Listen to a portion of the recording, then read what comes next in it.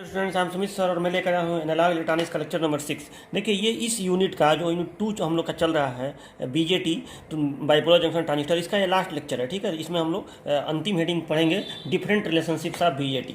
ठीक है, तो देखिए सबसे पहले तो हमको इस हेडिंग के अंदर कई सारे हेडिंग रहेंगे। ठीक है, बीजेटी में कई तरह के संबंध हमें निकालने पड़ते हैं। तो जैसे सबसे पहला संबंध है अल्फा बीटा गामा में संबंध, यानी relation between alpha beta and gamma. अब मुझे पूरा उम्मीद है कि आप अल्फा बीटा गामा से भली भांति परिचित हैं। ठीक है, अगर आपको भूल जाए अल्फा बीटा गामा का फॉर्मूला तो बस इतना याद रखिए कि alpha beta gamma current gain होता है तीनों कॉन्फ़िगरेशन का। ठीक है, और करंट गेन मतलब आउटपुट करंट बटे इनपुट करंट। तो अगर आपको भूल जाए तो आप रफ पे ऐसे ऐसे शॉर्टकट में से गोला कर लीजिए। ठीक है, अल्फा के लिए कॉमन बेस बनाइए, तो ये कॉमन बेस ऐसे रफली आप बना सकते हैं। तो इधर बेस कॉमन हो गया, तो यहाँ एमीटर और यहाँ कलेक्टर। बीटा के लिए कॉमन एमीटर बनाइए, तो कॉमन एमीटर जाहिर सी बात है ऐसे बनेगा। ठीक है, इस तरह से, सॉरी इस तरह से। ठीक है, ऐसे। तो ये कौन सा टर्मिनल होता है, एमीटर, ये बेस और ये कलेक्टर। और कॉमन कलेक्टर के लिए भी ऐसे ही बनेगा। बस यहाँ पे क्या होगा, ये कलेक्टर और ये एमीटर, ये कलेक्टर होगा कॉमन, ये एमीटर और ये बेस। ठीक है, चलो तो ये ऐसे बना लेंगे। अब अल्फा का सूत्र आप जान ही रहे हैं, अल्फा का फॉर्मूला क्या होगा, तो आउटपुट करंट बटे इनपुट करंट, यानी आई सी बटे आई ई। ठीक है, तो यहाँ पे लिखेंगे कि चूंकि alpha is equal to I सी बटे आई। अब देखिए अल्फा बीटा गामा में जो संबंध है, सच पूछे तो हम लोग सबसे पहले अल्फा और बीटा में संबंध निकालेंगे। अगर आपको एग्जाम में आ जाए अल्फा बीटा गामा में संबंध निकालिए, तो आप इसको 3 पार्ट में करेंगे। पहले करेंगे अल्फा व बीटा में संबंध। ठीक है, तब निकालेंगे बीटा और गामा में संबंध, और तब तीनों में संबंध अपने आप निकल जाएगा। तो अल्फा व बीटा में संबंध निकालेंगे, तो देखिए अल्फा व बीटा में संबंध कैसे निकलेगा। तो सबसे पहले दोनों का फॉर्मूला लिख दीजिए। तो alpha is equal to I सी बटे आई। ठीक है, कलेक्टर करंट बटे एमीटर करंट। ठीक है, अल्फा डीसी का तो यही फॉर्मूला होता है ना, आई सी बटे आई। रिलेशन में हम लोग वही डीसी का प्रयोग करेंगे, यहाँ डीसी लिखने की जरूरत नहीं है, बस आई सी बटे आई हो गया। ठीक है, उसी तरह से बीटा का फॉर्मूला बताइए। तो बीटा का फॉर्मूला आई सी बटे आई बी। ठीक है, आई सी बटे आई बी ये हो गया। अब लिखेंगे चूंकि ये फॉर्मूला तो सबके लिए होता है ना, आई बराबर आई बी प्लस आई सी, ये तो सबके लिए होता है। आई बराबर आई बी प्लस आई सी, मतलब एमीटर करंट बराबर base current plus collector current. अब दोनों पक्षों को आई सी से भाग दे दीजिए, दोनों पक्षों को आई सी से भाग दे दीजिए by dividing both sides with I C. दोनों पक्षों को आई सी से भाग दे दीजिए। फिगर बनाने की जरूरत नहीं है, बस आपको समझाने के लिए बनाया हूँ। तो आई सी से भाग दे दीजिए, तो दिस इम्प्लाइज आई बटे आई सी यहाँ हो गया, यहाँ आई बी बटे आई सी, और यहाँ 1 हो गया। ठीक है, अब देखिए तो अब आप इस चीज़ को क्या लिख सकते हैं, आई बटे आई सी को। देखिए यहाँ पे आपको दिख रहा होगा आई सी बटे आई है, आई बटे आई सी को क्या लिख सकते हैं, 1 अपान अल्फा। 1 अपान अल्फा लिखा जा सकता है ना, आई बटे आई सी को, आई सी बटे आई को अल्फा लिखेंगे तो उल्टा कर देंगे, आई बटे आई सी तो 1 अपान अल्फा हो जाएगा। तो यहाँ देखिए 1 अपान अल्फा, तो 1 अपान अल्फा। आई बी बटे आई सी, यहाँ भी देखिए आई सी बटे आई बी है, तो 1 अपान बीटा हो गया, 1 अपान बीटा प्लस 1। तो this implies 1 upon alpha is equal to, ये हो गया आपका एलसीएम ले लेंगे तो एलसीएम बीटा आएगा, तो ऊपर 1 प्लस बीटा आ जाएगा, 1 प्लस बीटा अपान बीटा। ठीक है, तो देखिए तो ये 1 upon alpha is equal to आया, तो this implies alpha is equal to, तो अल्फा इज इक्वल टू हो गया, ये उल्टा हो जाएगा, बीटा अपान 1 प्लस बीटा। तो ये अल्फा बीटा में संबंध आ गया। मतलब अगर आपको बीटा दिया हो, अल्फा निकालना हो तो आप ऐसे निकाल लेंगे। मतलब अगर आपको कॉमन एमीटर कॉन्फ़िगरेशन का गेन पता हो तो आप कॉमन बेस का गेन सूत्र से निकाल लेंगे कि alpha is equal to beta बटे 1 प्लस बीटा। ठीक है, तो ये हो गया। और आपको मालूम है कि यहाँ बीटा बटे 1 प्लस बीटा है। ठीक है, तो इसका मतलब ये 1 से कम ही आएगा, सीधी सी बात है 1 से कम आएगा, क्योंकि बीटा में 1 प्लस बीटा से भाग देना है, तो 1 से हल्का सा ये कम आएगा, और वही आता भी है। ठीक है, तो ये हो गया। अच्छा, और अगर आपको कभी ऐसा कर दे कि अल्फा दिया रहे और बीटा निकालने को कहे, तो आप थोड़ा सा बुद्धि लगाएंगे, इसी का पक्षांतर वगैरह करके त्रिया गुणा वगैरह करेंगे तो आप निकाल सकते हैं कि बीटा अल्फा के पदों में कितना आएगा। अब एक काम मैं आपके लिए छोड़ दे रहा हूँ, मैं सीधे फॉर्मूला लिख दे रहा हूँ कि beta is equal to alpha upon 1 minus alpha आएगा। आप इसको कर लीजिएगा, कोई बड़ी बात नहीं है। ठीक है, आप लोग मैथ के स्टूडेंट हैं तो इतना तो कर ही सकते हैं। ठीक है, कि अगर आप इसको इधर ले जाके पक्षांतर करेंगे, बीटा को किनारे करेंगे तो ये आ जाएगा। तो बीटा इज इक्वल टू आएगा अल्फा अपान 1 माइनस अल्फा। ठीक है, तो आपको अगर अल्फा दिया हो, मतलब कॉमन बेस का गेन दिया हो, तो आप कॉमन एमीटर का गेन फार्मूला से निकाल देंगे। ठीक है, तो ये हो गया अल्फा और बीटा में संबंध। तो हमें निकालना तो अल्फा बीटा गामा में है, तो अल्फा बीटा में निकल गया, पहला पार्ट हो गया। अब दूसरा पार्ट हम लोग करेंगे बीटा गामा में संबंध, और जब दोनों निकल जाएगा तो तीसरा पार्ट अपने आप निकलेगा। ठीक है, तो देखिए, तो आप इसको उतारिएगा कापी पे, ये फिगर मत बनाइएगा, ठीक हो, खाली अपने समझने के लिए। करेंगे बीटा व गामा में संबंध। ठीक है, तो चलिए अब आपको इसके लिए क्या करना है, दोनों का फॉर्मूला पहले लिख दीजिए। ऐसे ही याद रखिएगा, पहले दोनों का फॉर्मूला लिख दीजिए। तो यहाँ देखिए फार्मूला आपको न भूले, इसका तरीका मैं आपको बताया हूँ ना। इसमें भी देखिए सबसे पहले फार्मूला ही लिखा हूँ और फिर ये चीज़ लिख के और दोनों पक्षों को आईसी से भाग दे दिया हूँ, ये सॉल्व हो गया है। ऐसे याद रखिएगा। अच्छा, अब आपको फार्मूला किसका लिखना है, बीटा और गामा का। तो बीटा का फार्मूला देखिए, बीटा इसका गेन होता है तो आईसी बटे आई बी। ठीक है, अगर आपको ये भूल जाए तो आप इसको ऐसे याद कर सकते हैं। गामा किसका गेन होता है, कॉमन कलेक्टर का। तो कॉमन कलेक्टर में कलेक्टर तो कॉमन हो जाएगा, तो इधर रहेगा एमीटर और इस साइड में रहेगा बेस। ऐसे आपको याद आ जाएगा। ठीक है, तो ये हो गया इन दोनों का फार्मूला। अब देखिए, अब एक कॉमन फार्मूला होता है, यहाँ लिखेंगे चूँकि आई, ये तो सबके लिए होता है क्या, आई बराबर आई बी प्लस आई सी। ठीक है, अब बाई डिवाइडिंग बोथ साइड्स, अब पिछले वाले में बाई डिवाइडिंग बोथ साइड्स आप आईसी किए थे, मतलब दोनों पक्षों को आईसी से भाग दिए थे। इस बार आप आईबी से भाग दीजिए। क्यों आईबी से, क्योंकि देखिए दोनों में आईबी ही कॉमन दिख रहा है, तो दोनों में आप आईबी से भाग देंगे तो कोई ना कोई बीटा और गामा का फॉर्मूला बन के आ जाएगा। तो लिखेंगे by dividing both sides with IB. दोनों पक्षों को आईबी से भाग दीजिए, तो आईबी से भाग देंगे तो यहाँ पे हो गया आई बटे आई बी, यहाँ हो गया 1 और यहाँ हो गया आई सी बटे आई बी। ठीक है, अब यहाँ देखिए तो सीधे फार्मूला मिल गया ना, आई बटे आई बी को क्या कहते हैं, गामा, और आई सी बटे आई बी को बीटा। यानी यहाँ पे आ गया gamma is equal to 1 plus beta. सीधे बीटा और गामा में रिलेशन आ गया। या आप ऐसे भी लिख सकते हैं कि beta is equal to gamma minus 1। ठीक है, तो ये देखिए रिलेशन आपका आ गया। यानी अगर आपको बीटा पता हो तो उसमें एक जोड़ देंगे तो गामा आ जाएगा, और अगर गामा पता हो तो एक घटा देंगे तो बीटा आ जाएगा। ठीक है, तो ये आपका होता है। और नियर अबाउट हमको ये भी पता चल रहा है कि बीटा और गामा लगभग बराबर ही होता है, ज़्यादा गेन में अंतर नहीं होता है। ठीक है, और ये भी हमें पता चल रहा है कि गामा हल्का सा बीटा से ज़्यादा होता है। ठीक है, तो ये सब हमको पता चला इससे। अब देखो ये कंपटीशन में भी कई बार दे देते हैं, सबकी दे देंगे सबकी, अगर बीटा का मान 50 है तो गामा का मान बताइए, तो गामा का मान 51 हो जाएगा। ठीक है, तो इस तरह से याद रखिएगा। तो ये फार्मूला होता है gamma is equal to 1 plus beta. ठीक है, लास्ट पार्ट हम लोग करेंगे। तो अब इसमें हम किसी का फार्मूला नहीं लिखेंगे अल्फा बीटा गामा का, सीधे लिखेंगे। चूंकि हमारा डेरिवेशन हो चुका है। क्या डेरिवेशन हुआ है कि alpha is equal to beta upon 1 plus beta. ये डेरिवेशन हमारा हो चुका है, बीटा अपान 1 प्लस बीटा यहाँ पे हुआ था ना। देखिए यहाँ हुआ था ना कि alpha is equal to beta upon 1 plus beta. ठीक है, तो this implied alpha is equal to beta. और अभी हमने डिराइव किया था कि 1 प्लस बीटा को क्या बोलते हैं, देखिए 1 प्लस बीटा को क्या बोलते हैं, गामा। तो यहाँ पे कहीं ना कहीं आपका गामा है, 1 प्लस बीटा को गामा कहेंगे तो गामा। ठीक है, 1 प्लस बीटा बराबर गामा हो गया। तो this imply beta is equal to, ये जो बीटा है, beta is equal to alpha into gamma, alpha into gamma. ठीक है, ये हो गया अल्फा बीटा गामा में संबंध, कि अगर इन दोनों का गुणा कर रहे हैं तो बीटा निकल आएगा। ठीक है, तो beta is equal to alpha into gamma. तो ये हेडिंग कंप्लीट हो गया, अल्फा बीटा गामा में संबंध। दूसरा संबंध हम निकालेंगे, ये किसमें होगा। तो देखिए ये संबंध है जो कॉमन बेस कॉन्फ़िगरेशन होता है ना, कॉमन बेस, ये वाला, यहाँ बेस होता है और इधर कलेक्टर होता है और इधर एमीटर होता है। तो इसकी धारा जो है, एमीटर से धारा बाहर निकलेगी, एनपीएन है तो एमीटर करंट, कलेक्टर से अंदर कलेक्टर करंट और बेस से अंदर बेस करंट। तो हम रिलेशन निकालेंगे आईसी और लीकेज करंट भी इसमें होता है ना, आईसीबीओ कहलाता है। तो आईसी और आईसीबीओ में संबंध, तो हम रिलेशन निकालेंगे आउटपुट करंट में, इनपुट करंट में और लीकेज करंट में। ठीक है, तो आई व आईसीबीओ में संबंध, ये हमारा दूसरा संबंध हो जाएगा। हम डिफरेंट रिलेशनशिप्स निकाल रहे हैं ना बीजेटी का, तो ये हमारा दूसरा रिलेशनशिप होगा, आईसीबीओ में संबंध। याद रखिएगा कॉमन बेस वाले में आउटपुट, इनपुट और लीकेज। तो चलिए इन तीनों में संबंध निकाला जाए। तो देखिए कैसे ये निकलेगा। तो सबसे पहले तो आप एक बात बताइए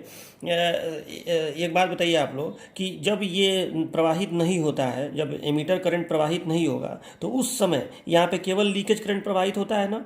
ठीक है, उसी को तो हम लोग कहते हैं leakage current between collector and base with open emitter, आपको याद होगा। ठीक है, तो केवल लीकेज करंट प्रवाहित होता है।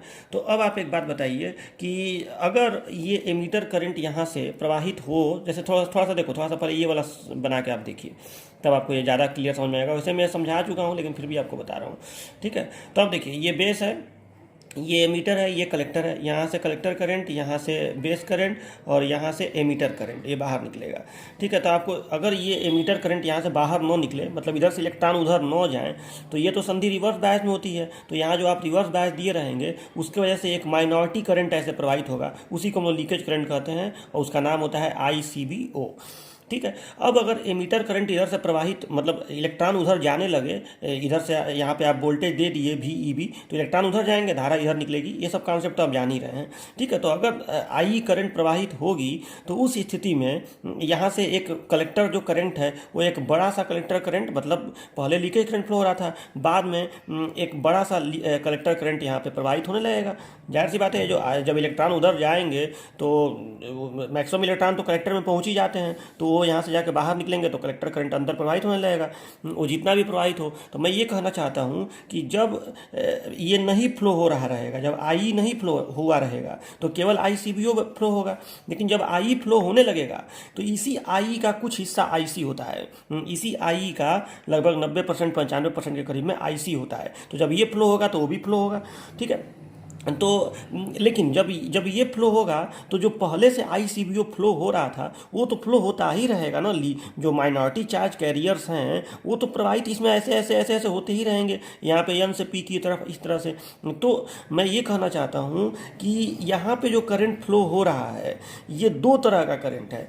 एक जो ये IC फ्लो हो रहा है ये दो तरह का है। इसको अगर मैं ऐसे लिख दूँ तो गलत नहीं होगा कि IC is equal to IC dash plus ICBO। ये बात समझिए, कहने का मतलब ये है कि ये जो IC डैश है ये केवल इस आई के वजह से फ्लो हो रहा है, ठीक है। अगर ये आई जीरो हो, अगर ये आई जीरो हो तब ये IC डैश जीरो होगा, ठीक है। और ICBO जो है जब आई जीरो होगा तो ICBO तो यहाँ फ्लो होता ही रहता है, आई जीरो नहीं भी होगा तो भी ICBO प्रवाहित होता रहता है, ठीक है। ये लीकेज करंट है। तो जब आई प्रवाहित होगा तो IC डैश प्लस ICBO यहाँ की धारा होगी, ठीक है। मतलब IC डैश मैं इसको कह रहा हूँ वह धारा जो सिर्फ और सिर्फ आई के वजह से बन रही है, ठीक है। वह धारा जो यहाँ से इलेक्ट्रॉन जो पहुँचेंगे कलेक्टर में उनके वजह से बन रही है, ठीक है। तो उस धारा को मैं नाम दे रहा हूँ IC डैश। लेकिन पहले से जब ये नहीं भी था आई तो भी तो यहाँ पे लीकेज करंट फ्लो हो रहा था इसी डायरेक्शन में, तो वो है ICBO। तो टोटल जो कलेक्टर करंट है वो कहीं ना कहीं IC डैश प्लस ICBO है। तो ये बात आपको समझ में आया ना। तो यही मैं कहना चाहता हूँ कि लिखेंगे सबसे पहले कि चूँकि IC is equal to collector current is equal to IC dash plus ICBO, ठीक है। अब ऐसे आप लिखेंगे, ठीक है। और यहाँ पे वेयर आप बता देंगे कि where what is IC dash. तो IC डैश जो है कलेक्टर करंट है ड्यू टू IE, ठीक है। Collector current due to IE।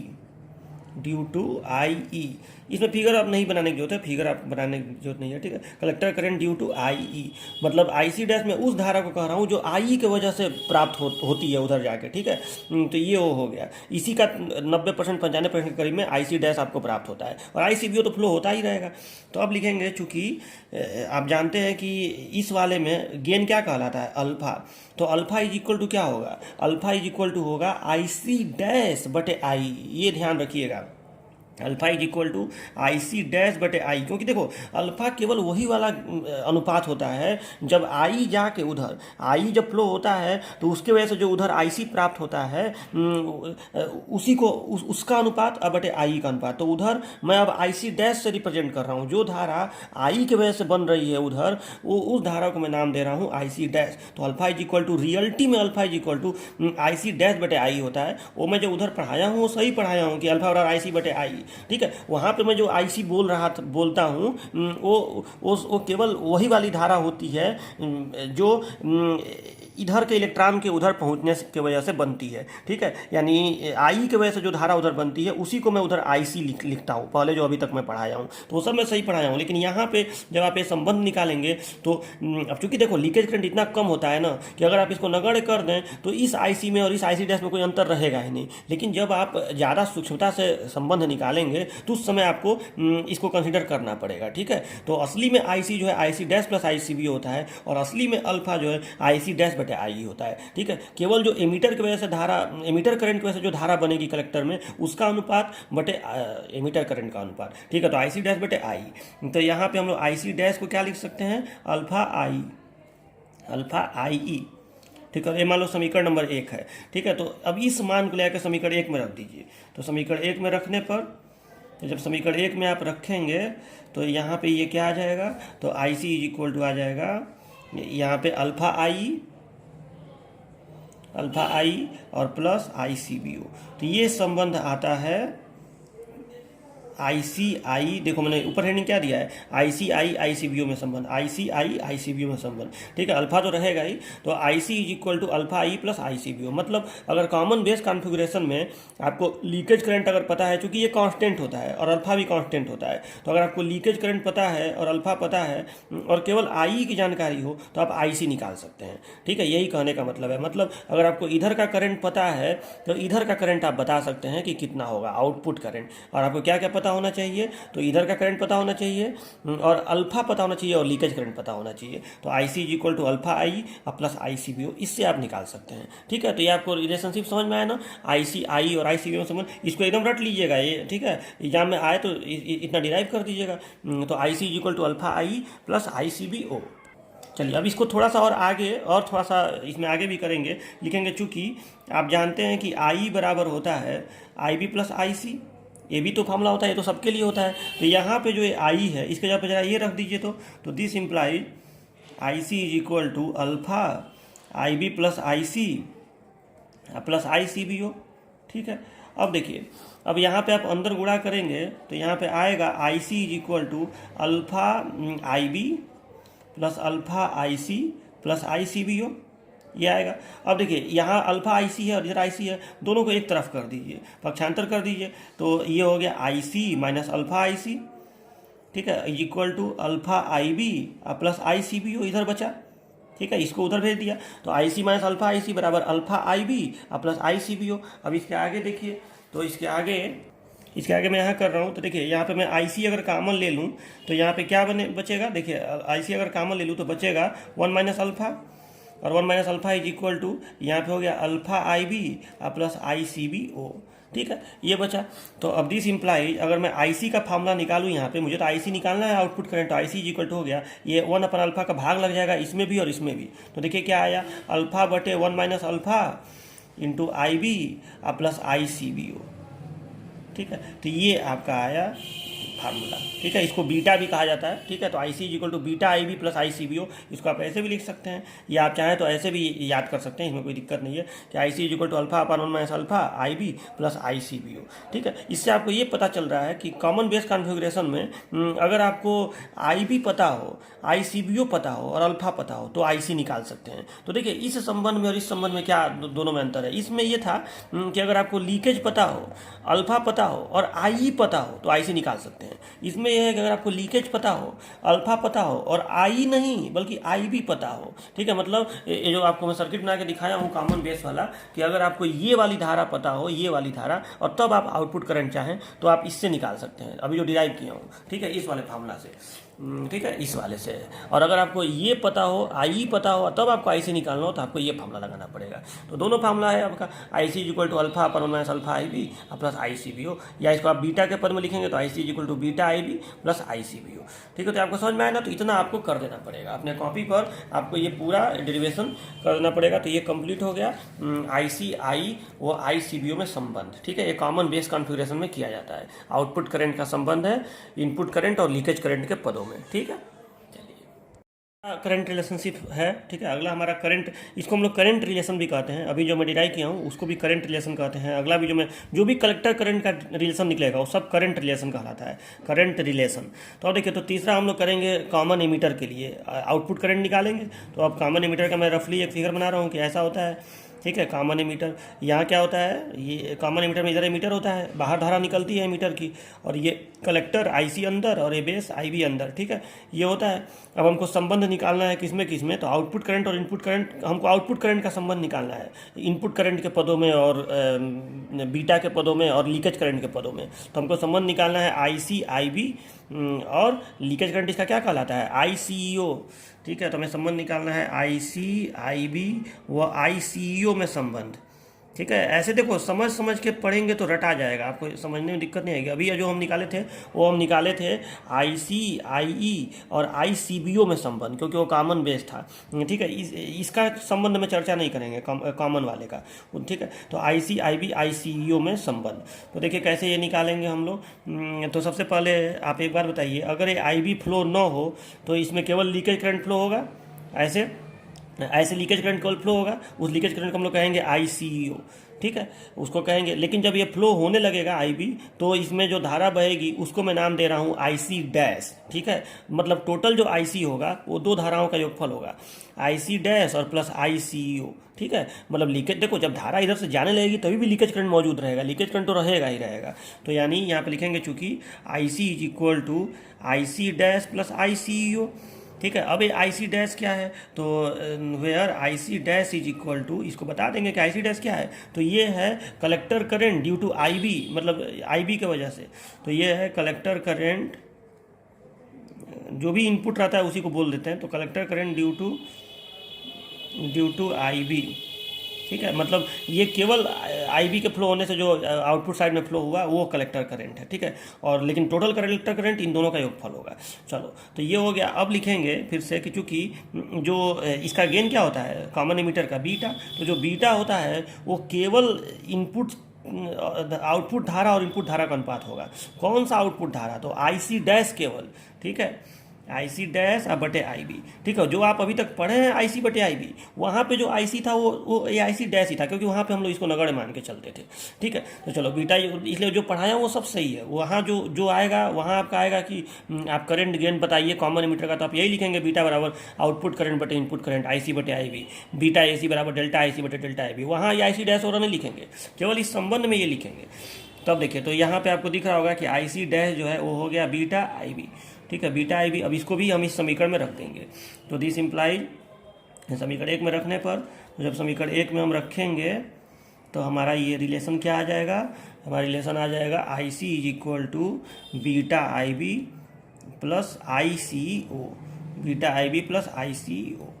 देखिए ये हमारा रिलेशन आ गया, ठीक है। इस रिलेशन से क्या फ़ायदा है, इससे ये फ़ायदा है कि अगर हमें लीकेज करंट पता हो और इसका गेन बीटा पता हो और ये इनपुट करंट पता हो आई बी, तो आउटपुट करंट हम बता देंगे। चूँकि ये तो एक तरह का नियतांक ही होता है और ये भी नियतांक होता है, यानी केवल हमें आई बी पता हो ट्रांजिस्टर का तो हम बता देंगे कि आई सी कितना होगा, ठीक है, इस फार्मूला से। तो ये समझ में आया ना, ये आपका फार्मूला हो गया आई सी आई बी और आई सी ओ में संबंध। अच्छा, और अब देखिए, अगर आपको कभी ऐसा हो कि मान लीजिए आपको अल्फा पता हो, मान लीजिए आपको अल्फा पता हो बीटा न पता हो, तब आपको कहे कि आई सी बताओ, तो आप जाहिर सी बात है आप अल्फा से बीटा निकाल लेंगे। आपको मालूम है कि अल्फा से बीटा का फॉर्मूला क्या होता है, beta is equal to alpha upon 1 minus alpha.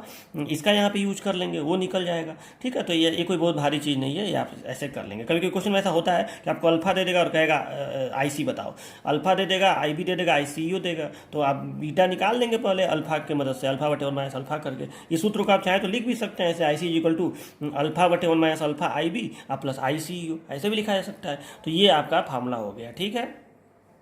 ये लिखने की जरूरत, ये फिगर ओवर बनाने की जरूरत इसमें नहीं है, बस फिगर ओवर बनाने की जरूरत नहीं है, बस आपका ये रिलेशन हो गया, ठीक है। अब देखिए, तो ये हो गया।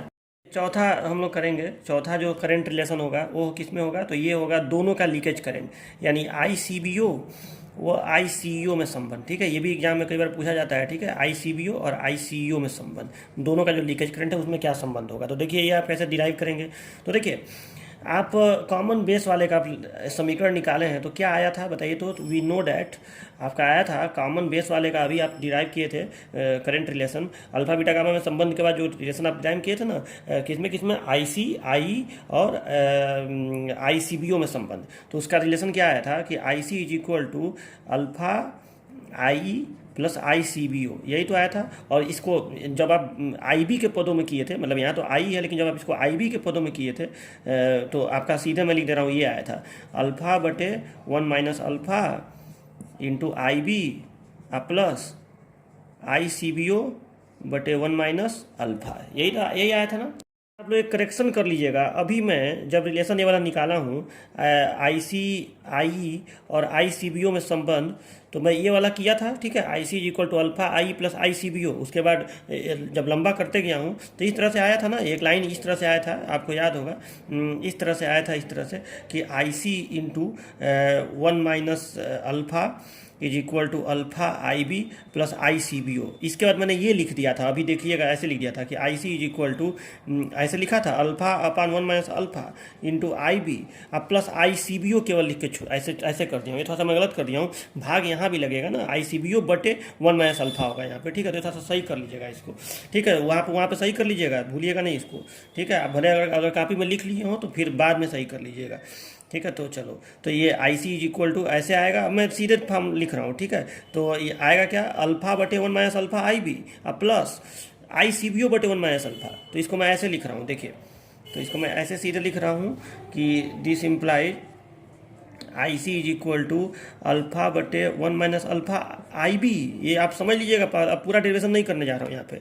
अब plus 1/1 minus alpha I C B ओ, ऐसा लिखा जा सकता है ना। आई सी बी ओ बटे 1 माइनस अल्फा को ऐसे नहीं लिखा जा सकता है, 1/1 माइनस अल्फा इंटू आई सी बी ओ, ऐसे लिखा जाता है। अब ये देख लीजिएगा, ये पहले का कर चुका हूँ इसलिए अब नहीं कर रहा हूँ, और इसको करेक्ट कर लीजिएगा जरा सा, ठीक है। तो ये रिलेशन आपका होता है कि जब आपको अल्फा पता हो, आई बी पता हो और आई सी बी ओ पता हो तो आप आई सी निकाल सकते हैं, और अगर अल्फा पता हो, आई सी बी ओ पता हो और आई पता हो तो इसका प्रयोग करेंगे। अभी मैं बताया था ना आपको कि आई पता हो तो इसका करेंगे, आई बी पता हो तो इसका करेंगे, और अल्फा आई सी बी ओ तो चाहिए ही। तो चलो ये हो गया, और यहाँ फिर लिखेंगे, तो ये तो हो गया पहला रिलेशन।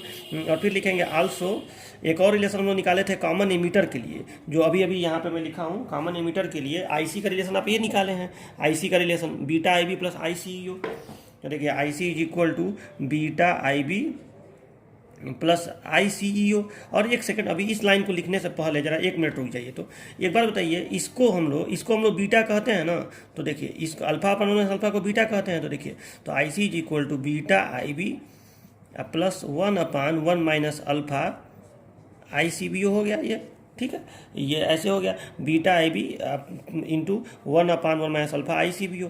अब देखिए, अब लिखेंगे also I C is equal to, आप कॉमन एमीटर का जब किए थे तो I C is equal to आया है beta I B plus I C E ओ, ठीक है। अब ये सब इक्वेशन 1 हो गया और ये इक्वेशन 2 हो गया, ठीक है। देखिए, तो I C is equal to beta I B plus I C E O, और I C is equal to beta I B plus 1/1 minus alpha I C B O. अगर आप समीकरण 1 और 2 की तुलना करें, समीकरण 1 व 2 की तुलना करने पर तो आपका सीधे रिलेशन निकल आएगा, ठीक है। समीकरण 1 और 2 की तुलना करने पर देखिए, इसमें भी आई सी है, इसमें भी बीटा आई बी है, तो ये पद भी इस पद के बराबर होगा। आप तुलना करेंगे समीकरण 1 और 2 का, तो चूंकि आई सी, यहाँ भी आई सी है, यहाँ भी आई सी है, तो ये पूरा पद इस पद के बराबर होगा। अब इन दोनों में बीटा आई बी है तो कॉमन कट जाएगा, तो ये पद भी इस पद के बराबर होगा। यानी रिलेशन क्या आया कि आई सी ई ओ बराबर 1/1 minus alpha I C B O, ठीक है। और एक बात बताऊं, इसको हम लोग क्या कहते हैं, 1/1 माइनस अल्फा को,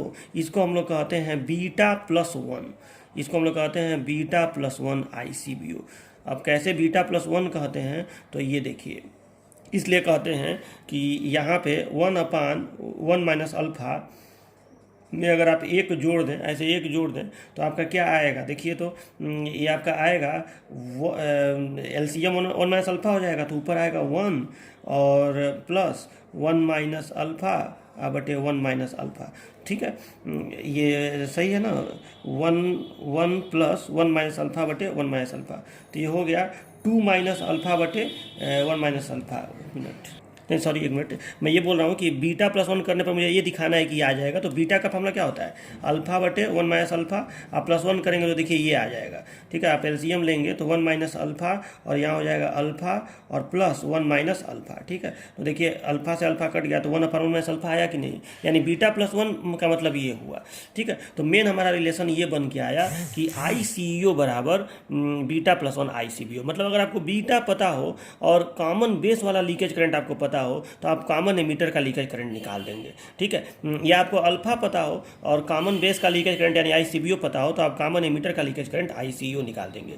लेकिन ज़्यादा ये समीकरण याद करने में आसानी होता है, तो आप यही याद करिएगा कि आई सी ई ओ बराबर beta plus 1 I C B ओ। अच्छा, इससे आपको एक जानकारी मिल रहा है, क्योंकि बीटा का मान तो बहुत ज़्यादा होता है, 100, 200, 400, 500 के करीब में होता है बीटा का मान, beta plus 1 I C B ओ, यानी हमको ये पता चल रहा है कि ये वाला leakage current I C E ओ वाला जो लीकेज करंट है कॉमन एमीटर का, वो कॉमन बेस वाले लीकेज करंट से बहुत ज़्यादा होगा, ठीक है। इससे ये जानकारी हमको मिल रही है।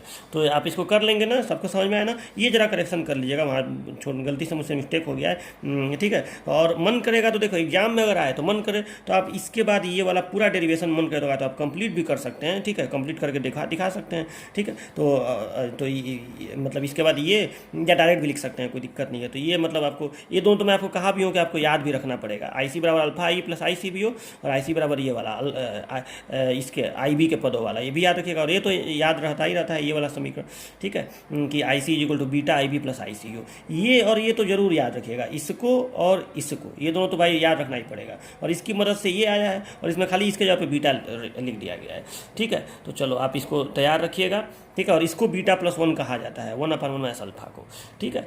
और इसी को गामा भी कहा जाता है, आपको याद होगा, इसी को 1 प्लस बीटा ये तो गामा होता है, तो आई सी यू बराबर gamma I C B O, ठीक है। तो चलो ये आपका डेरिवेशन कंप्लीट हो गया ये भी।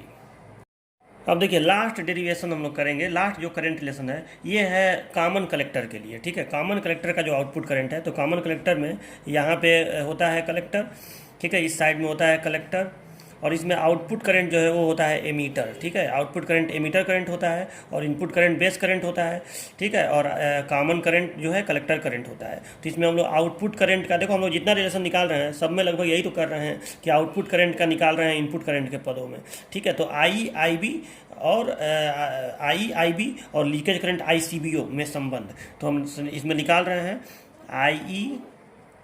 आई बी। और देखो इसका लीकेज करंट का कोई नाम तो नहीं होता है, लेकिन हम आई सी बी ओ के पदों में ही निकालेंगे। तो आई बी वो आई सी बी ओ में संबंध, यही आपका लास्ट हेडिंग है। और ये कलेक्टर कॉमन कलेक्टर कॉन्फ़िगरेशन के लिए है, क्योंकि आउटपुट करंट आई है यहाँ पे, ठीक है। तो आई B I C B O में संबंध, ये लास्ट आपका डेरिवेशन है, ठीक है।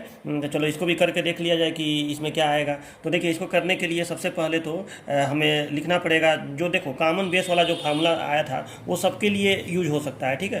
तो हम लिखेंगे कि चूंकि कॉमन बेस वाले के लिए हमारा आया था I C is equal to alpha, I C is equal to alpha I plus I C B O, ये तो हमारा फॉर्मूला आया था alpha I plus I C B O, ठीक है। अब देखिए ये इसमें हम लोग आई की जगह पे, चूंकि हम जानते हैं कि आई बराबर होता है आई बी प्लस आई सी, ठीक है। तो यहाँ पे इस आई सी के जगह पे हम लोग क्या रख दें, यहाँ पे हम इस IC के जगह पे, ठीक है, इस IC के जगह पे हम लोग ये पूरा रख दिया जाए, ठीक है, क्योंकि हमें आई को तो इसमें रखना है समीकरण में। तो this imply I is equal to I B plus, और IC की जगह पे रख दे रहे हैं alpha I plus I C B O, ठीक है। ये आपको समझ में आया ना, ठीक है। अब देखिए अब इसका इधर पक्षांतर कर दे रहे हैं, तो आई माइनस अल्फा आई बराबर आई B plus I C B O, ठीक है। तो दिस इम्प्लाइज अगर हम ये, ठीक है, अब हम क्या करें कि अगर यहाँ से कॉमन ले लेते हैं, क्या अल्फ़ा, अगर हम कॉमन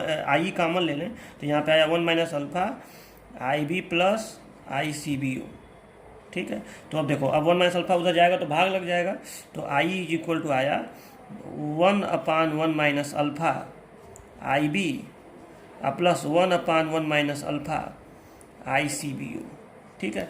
तो अब देखिए इन दोनों को बीटा प्लस 1 कहेंगे, अभी मैं बताया था ना कि इसको बीटा प्लस 1 कहेंगे। तो आई इज इक्वल टू आया beta plus 1 I B plus beta plus 1 I C B O, ठीक है। तो ये हमारा आया आई इज इक्वल टू, तो देखिए I is equal to beta plus 1 I B plus beta plus 1 I C B O, ठीक है। तो ये हमारा रिलेशन आया किसमें आई बी और आई सी बी ओ में। मतलब अगर हमें आई सी बी ओ पता हो और आई बी पता हो, ठीक है, अगर हमें आई सी बी ओ पता हो, हमें आई बी पता हो और बीटा पता हो, तो हम निकाल सकते हैं आई कितना होगा, या अल्फा पता हो तो इसका प्रयोग करना पड़ेगा। तो ये हमारा हो गया रिलेशन। तो सारे के सारे रिलेशन कंप्लीट हो गए। तो देखिए थोड़ा सा आपको ये टफ लग रहा होगा याद करने में, लेकिन फिर भी मैंने आपको काफ़ी सही से बता दिया है। तो सबसे पहले तो आप देखिए मैं बता रहा हूँ आप क्या करिएगा। सबसे पहले आप ये करिएगा कि अल्फा बीटा गामा में संबंध याद रखिएगा, ठीक है। क्या संबंध आया था मैं एक बार रिवाइज करा दे रहा हूँ कि alpha is equal to beta बटे 1 माइनस बीटा ना, ये संबंध आया था 1 प्लस बीटा, ठीक है। अल्फा बराबर बीटा बटे 1 प्लस बीटा आया था, ठीक है, ये आया था। और beta is equal to alpha बटे 1 माइनस अल्फा, ये रिलेशन आया था, ठीक है। और एक और रिलेशन क्या आया था कि beta is equal to alpha gamma आया था ना, एक relation beta is equal to alpha gamma, ठीक है। तो ये तीनों रिलेशन हो गए। उसके बाद आपका रिलेशन आया था, अब देखिए दिमाग में से रखिए कि कॉमन बेस है, तो कॉमन बेस में आउटपुट करंट आई सी, तो आई सी बराबर आया था अल्फा इनपुट करंट, अल्फा में इनपुट करंट गुणा होगा तो आई प्लस आई सी भी हो, एक ये रिलेशन आया था। लेकिन इस रिलेशन में आई पता रहेगा तब जाके आई सी निकलेगा। लेकिन एक और रिलेशन आया था कि अगर आपको आई भी पता रहे, मतलब कॉमन वाला करंट पता रहे, तभी आप आई सी निकाल सकते हैं। तो वो आया था अल्फा बटे 1 minus alpha I B plus 1/1 minus alpha I C B U, एक ये रिलेशन भी आया था, ठीक है।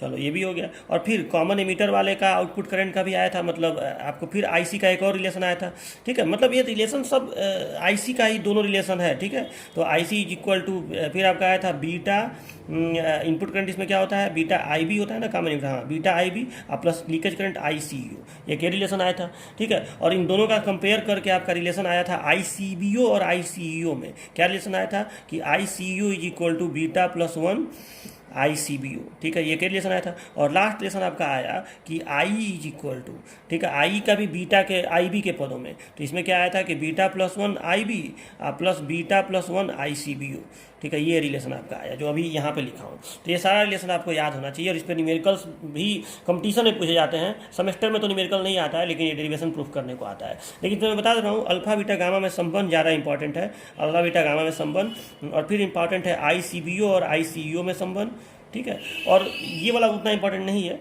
कभी कभी ये जो कॉमन बेस वाला है आई सी आई बी और आई सी आई बी और आई सी बी ओ में संबंध, ये कभी कभी पूछ देते हैं सब, ठीक है। तो देख लीजिएगा, ये सब ये कभी कभी आ जाता है। तो ठीक है, इतना 3 आप तैयार रखिएगा, ये ज़्यादा इंपॉर्टेंट है।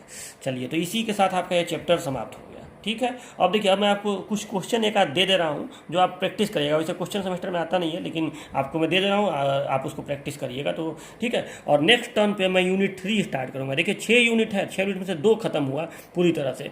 अब मैं यूनिट 3 स्टार्ट करूँगा, जिसका नाम है biasing and stabilization of BJT, ठीक है। ये यूनिट 3 में स्टार्ट करूँगा आपका। चलिए, और मैं कुछ क्वेश्चन दे रहा हूँ, ये जो रिलेशन बताया हूँ करंट रिलेशन, इस पर मैं आपको कुछ क्वेश्चन दे रहा हूँ, इसको आपको करके मुझे दिखाना है। देखिए, तो ये क्वेश्चन जो आपके सामने यहाँ पे खुला हुआ है, इस क्वेश्चन को आपको करके दिखाना है। देखिए क्वेश्चन क्या लिखा हुआ है, मैं पढ़ दे रहा हूँ। In common base connection I is equal to 1 milli ampere, I C is equal to 0.95 milli ampere, calculate the value of I B, ठीक है। यहाँ पे आपको आई बी की वैल्यू कैलकुलेट करनी है, आई दिया है और आई सी दिया है, कॉमन बेस कॉन्फ़िगरेशन है। तो ये पहला क्वेश्चन हो गया, जिसको आप मुझे करके दिखाइएगा। दूसरा क्वेश्चन है, in common base connection current amplification factor is 0.9, if the emitter current is 1 milli ampere, determine the value of base current, ठीक है। मतलब आई का मान आपको दिया है और आपको आई बी का मान निकालना है, और current amplification factor common base का, यानी इसको क्या बोलते हैं, इसको बोलते हैं हम लोग अल्फा, ठीक है। तो आपको अल्फा का मान यहाँ दिया हुआ है, तो आपको ये निकाल के दिखाना है, ठीक है। तो इसको भी कर लीजिएगा आप लोग। क्वेश्चन आपका ये है, calculate I in a transistor for which beta is equal to 50 and I B is equal to 20 ampere, ठीक है। मतलब एक ट्रांजिस्टर है जिसमें बीटा का मान 50 है और आई बी का मान 20 माइक्रो एम्पियर है, ठीक है। तो आपको बताना है कि उसमें आई का मान कितना होगा। बीटा दिया है और आई बी दिया है, और आपको आई का मान बताना है। तो ये आपका थर्ड क्वेश्चन है। क्वेश्चन ये है कि the collector leakage current in a transistor is 300 micro ampere in C arrangement, मतलब सी अरेंजमेंट में आपको लीकेज करंट दे दिया है, यानी आई सी ई ओ दे दिया है। और फिर कह रहा है कि if the transistor is, if now the transistor is connected in C B arrangement, मैं ट्रांजिस्टर को अगर सी बी में कनेक्ट कर दिया जाए, what will be the leakage current, मतलब अगर सी बी में कर दिया गया तो आई सी बी ओ हो जाएगा लीकेज करंट। तो आपको आई सी बी ओ निकालना है, और गिवन डैट यहाँ पे बीटा का मान आपको दिया हुआ है, और बीटा का मान कितना दिया हुआ है 120, ठीक है। तो आपको आई सी ई ओ का मान दिया हुआ है 300 micro ampere, I C B ओ पूछ रहा है और बीटा दिया है 120। तो आप इस क्वेश्चन को करके मुझे बताइएगा, ठीक है। तो ये आपका लास्ट क्वेश्चन है, चौथा क्वेश्चन, इसको आप मुझे करके बताइएगा। इसी के साथ आपका ये पूरा जो टॉपिक है, चैप्टर है यूनिट 2, ये समाप्त होता है। अब मिलेंगे नेक्स्ट क्लास में और पढ़ेंगे हम लोग यूनिट नंबर 3। तब तक के लिए बाय बाय।